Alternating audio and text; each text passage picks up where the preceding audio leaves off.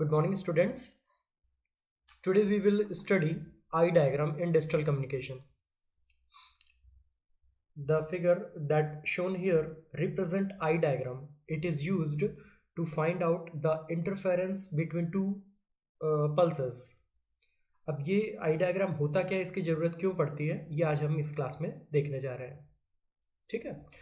तो बेसिकली होता ये है कि जब कोई डिजिटल सिग्नल ट्रांसमीटर से ट्रांसमिट किया जाता है, तो मैंने आप लोगों को पहले ही भी बताया था कि जब भी कोई डिजिटल सिग्नल दैट मीन्स 1 और 0 को अगर मुझे ट्रांसफ़र करना होता है या 1 और 0 के थ्रू अगर मुझे कोई भी इंफॉर्मेशन सेंड करनी होती है, तब उस समय क्या किया जाता है. उस समय उनको सबसे पहले बाय यूजिंग लाइन कोड उनको वेवफॉर्म के टर्म में कन्वर्ट किया जाता है, उनको डिफरेंट वोल्टेजेस में कन्वर्ट किया जाता है. देन ये जो हमारे वोल्टेज हैं इनको चैनल के थ्रू ट्रांसमिट किया जाता है.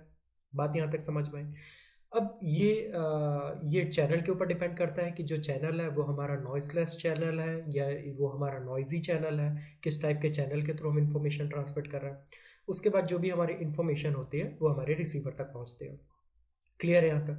तो जब भी कोई सिग्नल, जब भी कोई डिजिटल डेटा हमारे रिसीवर में पहुँचता है, तब अगर हमारा जो चैनल है अगर वो हमारा नॉइजी चैनल है ना. नॉइजी चैनल कहने का मतलब कि अगर कोई भी एक्सटर्नल इन्वायरमेंट के कारण या किसी भी इंटरनल स्ट्रक्चर के कारण या हमारे इंटरनल सर्किटरी के कारण किसी भी रीज़न से अगर चैनल में हमारे पल्सेस के साथ में, हमारे डेटा के साथ में अगर नॉइस मर्ज हो जाती है, तो उस समय क्या होता है कि जो भी हमारा मैसेज सिग्नल है उसका शेप चेंज हो जाता है रिसीवर में. क्लियर है आप लोगों के यहाँ तक. ठीक है. अब दूसरी बात, जब कोई भी डेटा सेंड किया जाता है और अगर वो हमारा चैनल हमारा नॉइजी है, ठीक है, तो जब हमारा डेटा रिसीवर तक पहुंचता है तब वो उसमें उस डेटा में बहुत सारे फ्लक्चुएशंस होंगे. क्लियर बात है यहाँ तक.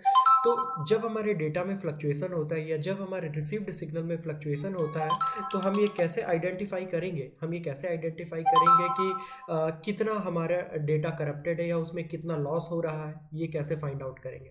ठीक है. तो डेटा में कितना नॉइस हमारा इंक्लूड हुआ है, ये फाइंड आउट करने के लिए एक ग्राफिकल मेथड का यूज़ किया जाता है, that is known as eye diagram. Eye diagram is nothing but a graphical representation or diagrammatical representation to find out the ISI. आप लोग एक टर्म यहाँ पे ISI पहली बार सुन रहे होंगे. ISI stands for inter-symbol interference. I repeat, ISI stands for inter-symbol interference. याद रखिएगा इस चीज़ को. ISI कोई भी नॉइस नहीं है, ये चीज़ ध्यान रखिएगा. ISI कोई नॉइस नहीं है. ISI एरर इसलिए इंक्लूड होता है जब दो कॉन्जिक्यूटिव पल्सेस के टाइम इंटरवल में डिफरेंस आने के कारण अगर वो दोनों पल्स एक दूसरे को कोलाइड करती हैं, है ना, अगर वो दोनों पल्स एक दूसरे को ओवरलैप करते हैं, तो उसके कारण रिसीवर में पल्स को रिकॉग्नाइज करना डिफिकल्ट हो जाता है कि वो 1 है कि 0 है. This error is known as inter symbol interference. ठीक है. जैसा आपको नाम ही रिप्रेजेंट कर रहा है, inter symbol interference, that means symbols के दो नेबरिंग सिंबल्स के बीच में दो नेबर बिट्स के ओवरलैपिंग के कारण जो हमारा एरर ऑकर होता है, that is known as inter symbol interference. ये इंटर सिंबल इंटरफेरेंस एक एरर है. क्लियर है. तो जब कोई inter symbol interference error occur होता है तो इसको डायग्रामेटिकल देखने के लिए हम यूज़ करते हैं आई डायग्राम का. अब आई डायग्राम कैसा बनता है? आई डायग्राम के लिए हम यूज़ करते हैं CRO का. Clear. For generation of eye diagram we can use CRO. CRO stands for cathode ray oscilloscope. ठीक है. For generating this eye diagram, अगर मुझे आई डायग्राम को जनरेट करना है तो कोई भी जब आप लोगों ने अगर लैब में CRO यूज़ किया होगा तो आप लोगों को पता होगा दो एक्सेस होती हैं, एक एक्स एक्सेस होती है, एक वाई एक्सेस होती है. ठीक है. एक्स एक्सेस टाइम को रिप्रेजेंट करती है, वाई एक्सेस हमारे एम्पलीट्यूड को रिप्रेजेंट करती है. तो अगर मुझे आई डायग्राम चाहिए, आई डायग्राम जनरेट करना है, मुझे इंटर सिंबल इंटरफेरेंस को ग्राफिकल देखना है, मुझे डायग्रामेटिकल उसको ऑब्जर्व करना है, तब हम क्या करेंगे, जो भी रिसीव्ड सिग्नल है चैनल से आने के बाद जो भी रिसीवर में रिसीव हो रहा है सिग्नल, उसको हम प्रोवाइड करते हैं वाई चैनल में, है ना. दैट मीन्स हम वाई एक्सेस में प्रोवाइड करते हैं. क्लियर है. फिर मैं रिपीट करूंगा. जो हमारा CRO होता है बेटा, उसमें एक एक्स एक्सेस होती है, एक वाई एक्सेस होती है. वाई एक्सेस रिप्रेजेंट करता है एम्पलीट्यूड को, है ना. आपके पास दो स्लॉट्स होते हैं CRO में, एक एक एक्स के लिए बना होता है, एक वाई के लिए बना होता है। तो हम क्या करते हैं, जो वाई वाला जो भी कनेक्टर है उसको हम कनेक्ट करते हैं डायरेक्ट इनपुट से, ठीक है। जो भी हमें इनपुट को रिप्रेजेंट करना है वो हमारा वाई से रिप्रेजेंट करते हैं, और जो एक्स एक्सिस है उसको हम सॉटूथ वेवफॉर्म या किसी भी दूसरी वेवफॉर्म जिसका टाइम डिवीजन स्टेबल है, ऐसी किसी वेवफॉर्म को हम लोग प्रोवाइड करते हैं एक्स में, ठीक है। ठीक है, तो हम लोग मैंने यहाँ पे यूज़ किया एक्स वाला जो कॉर्ड है, एक्स वाला जो स्लॉट है, एक्स एक्सिस वाला जो स्लॉट है उसमें मैंने एक सॉटूथ सिग्नल दिया। जो वाई एक्सिस है उसमें मैंने वाई एक्सिस में मैंने जो भी है इनपुट सिग्नल दिया, जिस इनपुट सिग्नल को मुझे रिप्रेजेंट करना है, जिस इनपुट सिग्नल का मुझे इंटर सिंबल इंटरफेरेंस चेक करना है। क्लियर है यहाँ तक? तो जब हम सीआरओ में चेक करते हैं, जब हम सीआरओ में ऐसा पोजीशन करते हैं, तब क्या होता है, तब सीआरओ में हमें एक आई ओपनिंग दिखती है, तब सीआरओ में हमें जो फिगर दिखता है वो कुछ आई की तरह रिप्रेजेंट करता है। बात समझ में? That's why this diagram, that diagram is known as eye diagram. Clear है? देखिए, हम जानते हैं कि when we transmit any wave from transmitter towards receiver, then its shape look like 1 0 0 1 0। जो हमारा एम्पलीट्यूड है शार्प 1 के लिए पॉजिटिव को पॉजिटिव लेवल को रिप्रेजेंट कर रहा है, 0 को रिप्रेजेंट करने के लिए नेगेटिव को रिप्रेजेंट कर रहा है, ठीक है। But due to noise in channel, जो भी हमारा सिग्नल है उसके एम्पलीट्यूड में इस टाइप का डिस्टॉर्शन आ जाता है। आप लोगों को यहाँ पे दिख रहा है जो 1 है। अब देखिए 1 के वेवफॉर्म को मैंने इस टाइप के ग्लिटर्स के थ्रू बनाया है, जिगजैग बनाया है ना, दैट रिप्रेजेंट नॉइजी सिग्नल। और वैसे ही 0 को रिप्रेजेंट करने के लिए मैंने यहाँ पे जिगजैग पाथ बनाया, this represent the noisy signal. Clear है? तो जब जो भी ट्रांसमिटेड सिग्नल है हम रिसीवर में सेंड करते हैं, और अगर हमारा जो चैनल है अगर उसमें नॉइस आ रही है, तो उस समय हमारे चैनल का जो हमारा रिसीव्ड सिग्नल है उसके शेप में चेंजेस आ जाते हैं, उसका शेप कुछ इस टाइप से चेंज हो जाता है। बात यहाँ तक समझ में आए? अच्छा, हम जानते हैं कि अगर हमारा सिग्नल, अगर हमारा जो चैनल है अगर वो नॉइस फ्री है, तो क्या होगा, हमारा 1 को रिप्रेजेंट करने के लिए पॉजिटिव लेवल रहेगा, 0 को रिप्रेजेंट करने के लिए माइनस नेगेटिव लेवल रहेगा। तो हमारा जो वेवफॉर्म है वो एग्जैक्ट 1 को रिप्रेजेंट करने के लिए पॉजिटिव, 0 को रिप्रेजेंट करने के लिए नेगेटिव, एकदम हमारी एकदम कॉन्स्टेंट बनेगी, एकदम हॉरिजॉन्टल बनेगी। लेकिन प्रैक्टिकली होता ये है कि जब हम किसी भी सिग्नल को जब हम किसी भी सिग्नल को रिसीव करते हैं तो उसका एम्पलीट्यूड ऐसा स्टेबल नहीं होता। क्यों? क्योंकि ड्यू टू नॉइस, ठीक है। तो नॉइस के कारण क्या होता है कि उसका जो भी एम्पलीट्यूड उसमें फ्लक्चुएशन आ जाता है। तो ये जो शार्प आप लोगों को एज दिख रहा है ना, यहाँ पे मैंने डार्क क्यों किया है, क्योंकि यहाँ पे बहुत सारे 1 आ रहे हैं, जैसे आप यहाँ पे देख रहे हैं 1 आ रहा है, 1 आ रहा है, क्योंकि एक से ज़्यादा 1 है। That's why to represent more than 1 we dark this amplitude. Same as एक से ज़्यादा 0 को रिप्रेजेंट करने के लिए मैंने इसको बार बार डार्क किया है, ठीक है। इसका मतलब ये हुआ कि अगर मुझे 0 है तो एकदम कांस्टेंट लेवल मिल रहा है, और अगर मुझे 1 को रिप्रेजेंट करना है तो मुझे कांस्टेंट यहाँ पे लेवल मिल रहा है ना। लेकिन अगर मैं यहाँ पे बात करूँ, प्रैक्टिकल अगर मैं बात करूँ, तो यहाँ पे देखिए, यहाँ पे 1 को रिप्रेजेंट करने के लिए कुछ अलग स्ट्रक्चर है, इस 1 को रिप्रेजेंट करने के लिए कुछ अलग स्ट्रक्चर है ना। तो अगर मैं यहाँ पे 1 को रिप्रेजेंट करूँगा तो definitely more than 1 different shapes आपको यहाँ पे मिलेंगे। वैसे 0 को रिप्रेजेंट करने के लिए मोर देन 1 शेप्स आपको मिलेंगे, ठीक है। तो प्रैक्टिकली आपको डायग्राम जो दिखता है वो कुछ ऐसा दिखता है। तो आप लोगों को ये जो डायग्राम दिख रहा है ये एक आई की तरह आप लोगों को दिख रहा है, ठीक है। तो on the basis of this diagram we can calculate various features of our signal, है ना। तो इस डायग्राम के बेसिस में हम अपने सिग्नल के काफ़ी सारे फीचर्स को एक्सट्रैक्ट कर सकते हैं। क्लियर बात? अच्छा, अब इसको अगर और अच्छे से मुझे समझाना होगा तो एक जनरलाइज्ड मैंने यहाँ पे एक डायग्राम बनाया है, ध्यान रखिएगा, ये एक जनरलाइज्ड डायग्राम है। क्लियर है? यहाँ पे ये जो मैंने ऊपर जो बनाया ये 1 को रिप्रेजेंट कर रहा है, ये जो मैंने नीचे बनाया है 2 लाइन्स को जो मैंने बनाया ये 0 को रिप्रेजेंट कर रहा है, ठीक है। अब इसका मतलब ये है कि जैसे मैंने यहाँ पे 1 बनाया, यहाँ पे जो नीचे वाली लाइन है ना, ये नीचे वाली लाइन 1 को रिप्रेजेंट कर रही है, वैसे यहाँ पे जो नीचे वाली लाइन है वो 0 को रिप्रेजेंट कर रही है। लेकिन नॉइज़ के कारण हमारा एम्पलीट्यूड और भी ऊपर भी तो जा सकता है। बात समझ में आई? नॉइज़ के कारण हमारा एम्पलीट्यूड और भी ऊपर जा सकता है। तो अगर नॉइज़ के कारण हमारा एम्पलीट्यूड और ऊपर जाएगा तो उसको हम 1 से रिप्रेजेंट करेंगे। बात यहाँ तक क्लियर है? लेकिन अगर इसके नीचे अगर मेरा नॉइज़ के कारण अगर एम्पलीट्यूड मेरा कुछ और नीचे इसके आ जाता, तब हम उसे 1 से रिप्रेजेंट नहीं करेंगे, हम उसे कहेंगे कि हमारे डेटा में एरर है। बात समझ में आई? वैसे ही हम यहाँ पे बात करते हैं ना, जैसे ये जो हमारे नीचे वाली जो एक्सिस है ये हमारे 0 को रिप्रेजेंट कर रही है। क्लियर है? अब यहाँ पे आप लोगों को जो डायग्राम दिख रहा है बेटा, यहाँ पे जो डायग्राम दिख रहा है ये एक आई की तरह दिख रहा है, that's why this diagram is known as eye diagram. Clear है।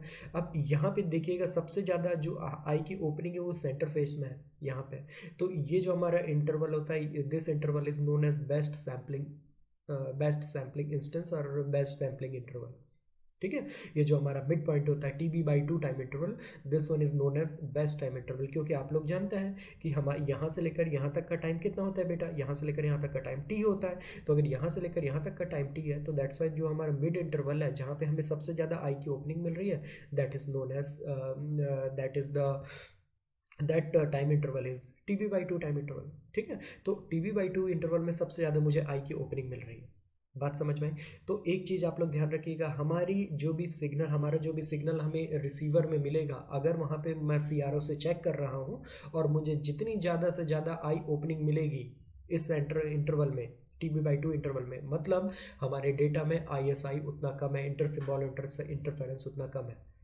क्लियर है। और अगर आई की ओपनिंग कम है, आई की ओपनिंग कम कैसे हो जाएगी, मान लीजिए बहुत सारे यहाँ पे, और भी मैं यहाँ पे बहुत सारे डायग्राम बना रहा हूँ, जैसे मैं यहाँ पे बनाया बहुत सारे लाइंस बनाए, तो जितनी लाइंस में बनाते जाऊँगा आई की ओपनिंग यहाँ पे कम होते जाएगी। तो आई की ओपनिंग जितनी कम होते जाएगी that means inter symbol interference उतना ज़्यादा हो जाएगा। ठीक, तो इस चीज़ से हमें क्या समझ में आया कि जो भी हमारी height of this time interval is inversely proportional to ISI। Height ज़्यादा तो ISI कम, हाइट कम तो ISI ज़्यादा। क्लियर है। Now the next time interval, आपको पता है कि यहाँ से लेकर यहाँ तक का जो टाइम इंटरवल है that time interval is the sampling time interval, है ना, इसको हम लोग सैम्पलिंग टाइम इंटरवल कहते हैं। लेकिन अगर हमारा जो भी सैम्पलिंग टाइम इंटरवल है अगर मेरा वो अलग हो गया, चेंज हो गया, है ना, वही जो मैंने बताया था कि अगर दो नेबर पल्सेस हैं, अगर हर नेबर पल्स को क्या होना चाहिए, हर पल्स को क्या होना चाहिए, पहली पल्स को 0 से लेकर TB तक बननी चाहिए, दूसरी पल्स को TB से 2 TB तक बनना चाहिए। लेकिन अगर जो हमारा सेकंड टाइम इंटरवल वो यहाँ से स्टार्ट ना हो के अगर कुछ पहले से स्टार्ट हो गया तो इतने टाइम इंटरवल में तो दोनों के बीच में इंटरफेरेंस हो जाएगा। यही इंटरफेरेंस हमारा ISI कहलाता है। क्लियर है। तो यहाँ पे जो आप लोगों को यहाँ से लेकर यहाँ तक टाइम दिख रहा है, ये हमारा रिप्रेजेंट करता है टाइमिंग एरर, है ना। ये जो मैंने यहाँ पे जो पोर्शन बनाया बेटा, ये टाइमिंग एरर कहलाता है, इसको हम डिस्टॉर्शन ऑफ टाइमिंग भी कह सकते हैं। क्लियर है यहाँ तक। वैसे ही आप लोग यहाँ पे कह सकते हैं कि ये जो हमारा एरर है ये हमारा एम्पलीट्यूड एरर कहला सकता है। क्लियर है। और जो भी डिसीजन लिया जाता है, डिसीजन हम लोग 0 के अकॉर्डिंग लेते हैं। 0 से अगर ज़्यादा है तो हम उसको 1 बोलते हैं, एक 0 से एक पर्टिकुलर एम्पलीट्यूड से अगर ज़्यादा है ना, तो हम उसको 1 बोलते हैं। 0 से अगर एक पर्टिकुलर एम्पलीट्यूड से कम है तो हम अब सिग्नल को 0 कहते हैं। ऐसे ही है।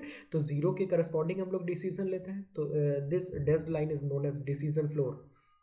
क्लियर है। अच्छा, ये जो हमारा टाइम है, जैसे मैंने 0 से लेकर TB को आपको एक टाइम इंस्टेंस कहा। क्लियर है। अगर मान लीजिए कि जो भी हमारा टाइम इंस्टेंस है 0 से लेकर TB का जो हमारा टाइम इंस्टेंस है, मैं उसको कम करते जा रहा हूँ, है ना, टाइम को मैं कम करते जा रहा हूँ, मैं अपनी फ्रिक्वेंसी बढ़ा रहा हूँ या रेट बढ़ा रहा हूँ, इंक्रीज कर रहा हूँ। क्लियर है। तो अगर मैं रेट बढ़ा रहा हूँ तो दैट मीन्स हमारा जो टाइम इंटरवल है वो उतना कम होता जाएगा। बात यहाँ तक समझ में आ रही है आप लोगों को। टाइम इंटरवल उतना कम होते जाएगा, मतलब यहाँ से लेकर यहाँ तक का जो 5 TB था उसमें अभी तक मैंने यहाँ पे कितनी बनाई है, 1 2 3 4 5 पल्सेस बनाई है। तो अगर मैं टाइम इंटरवल को कम कर दूंगा, फ्रीक्वेंसी को बढ़ा दूंगा, रेट को इंक्रीज कर दूंगा, तो मैं इसमें 5 से ज़्यादा पल्सेस को रिप्रेजेंट कर सकता हूँ। ठीक है। तो दैट मीन्स एक पल्स को रिप्रेजेंट करने के लिए और भी कम टाइम मिलेगा। तो जितना जो हमारा टाइमिंग इंस्टेंस है जितना कम से कम होते जाएगा, ये जो हमारा स्लोप है ये उतना ही कम होते जाएगा। क्लियर है। सीधी सी बात है कि जितना टाइम इंटरवल बढ़ते जाएगा स्लोप मेरा उतना बढ़ते जाएगा, जितना टाइम इंटरवल कम होते जाएगा हमारे सिग्नल को, हमारी आई को ओपनिंग के लिए उतना कम टाइम मिलेगा, तो हमारा जो स्लोप है उतना ही कम होते जाएगा। तो जो यहाँ पे ये स्लोप है, slope represent the sensitivity. Clear है। On the basis of this diagram we can evaluate 3 different features from eye diagram. First one is from the feature that we extract from width of width of eye. The second feature that we extract is sensitivity that we extract from slope, and the third feature that we extract is width. Okay, for first feature that we extract is from height, second feature that we extract from slope, third feature that we extract from width, this width of eye. ठीक है। तो height से हमें एक feature मिलता है, slope से हमें एक फीचर मिलता है, और एक हमें इसके विड्थ से फीचर मिलता है ना। अगर विड्थ अलग अलग होगी दैट मीन्स हमारे सिग्नल अलग अलग टाइम इंटरवल्स से स्टार्ट हुआ है। ठीक है। अगर स्लोप कम हुआ तो स्लोप डायरेक्टली सेंसिटिविटी को रिप्रेजेंट करता है। ठीक है, स्लोप कम है, सेंसिटिविटी का स्लोप जितना कम है, दैट मीन्स हमारा जो भी डिवाइस है उतना ज़्यादा सेंसिटिव है। क्लियर है। वैसे जो हमारा हाइट है वो हाइट रिप्रेजेंट करती है, सीधी सीधी जो हमारी हाइट है वो आईएसआई को रिप्रेजेंट करती है। हाइट अगर ज़्यादा है तो आईएसआई कम है, हाइट अगर कम है तो आईएसआई ज़्यादा है। क्लियर बात। ये देखिए, ये जो थर्ड पॉइंट है ये हमारा आई एस हाइट को रिप्रेजेंट कर रहा है, सेकंड पॉइंट हमारा स्लोप के लिए रिप्रेजेंट किया गया, और जो हमारा फर्स्ट पॉइंट है वो विड्थ के लिए। Width directly width is related with time, height is related with ISI, and the slope is related with sensitivity. ठीक है, तो ये तीन फीचर हम लोग अपने आई डायग्राम से, हम अपने डायग्राम से कैलकुलेट कर सकते हैं। ठीक है, आई थिंक आप लोगों को यहाँ पे ये समझ में आ गया होगा। प्रैक्टिकली नेट से मैंने कुछ डायग्राम्स कैप्चर किए थे, तो जैसे आप यहाँ पे चेक करेंगे, ये एक स्मूथ, यहाँ पे देखिएगा जो हमारा ये जो हमारा परफेक्ट टाइम इंटरवल है, इस डिसीजन इंटरवल है जहाँ से हम डिसीजन लेते हैं, टी बाई टी इंटरवल, वहाँ पे देखिए कोई भी डिफरेंट मुझे ग्लिटर्स नहीं मिला है ना। तो यहाँ पे ये एक परफेक्ट चैनल है, एक परफेक्ट चैनल के थ्रू, अगर एक नॉइसलेस चैनल के थ्रू हमारे सिग्नल पास होता है तो रिसीवर में हमें कुछ इस टाइप की वेव फॉर्म मिलती है। क्लियर है। लेकिन अगर हमारा जो भी हमारा रिसीवर है, अगर उसमें कुछ नॉइज़ है, अगर हमारा जो चैनल है अगर वो नॉइजी है ना, तो उस समय हमारे रिसीवर में जो स्पेक्ट्रम मिलेगा वो कुछ इस टाइप का ग्लिटर्ड होगा। लेकिन अगर और भी, अगर हमारा जो चैनल है वो बहुत ज़्यादा नॉइजी है, तो रिसीवर में हमें और भी इस टाइप के ग्लिटर्ड स्ट्रक्चर मिलेगा। ठीक है, तो आप यहाँ पे देख सकते हैं, यहाँ पे जैसे आप ये पर्टिकुलर टाइम इंटरवल देखेंगे, यहाँ पे जो हमारा एम्पलीट्यूड है वो जीरो से भी नीचे आ गया है ना। तो जीरो से भी नीचे आ गया तो यहाँ पे हमें एरर मिल सकता है। तो ये जो हमें, ये जो आई डायग्राम का है, ये पर्टिकुलर एक रिप्रेजेंटेशन है। ठीक है, आई थिंक ये सभी इन सभी डायग्राम से आप लोगों को काफ़ी कुछ क्लियर हो गया होगा। ठीक, okay, thank you so much.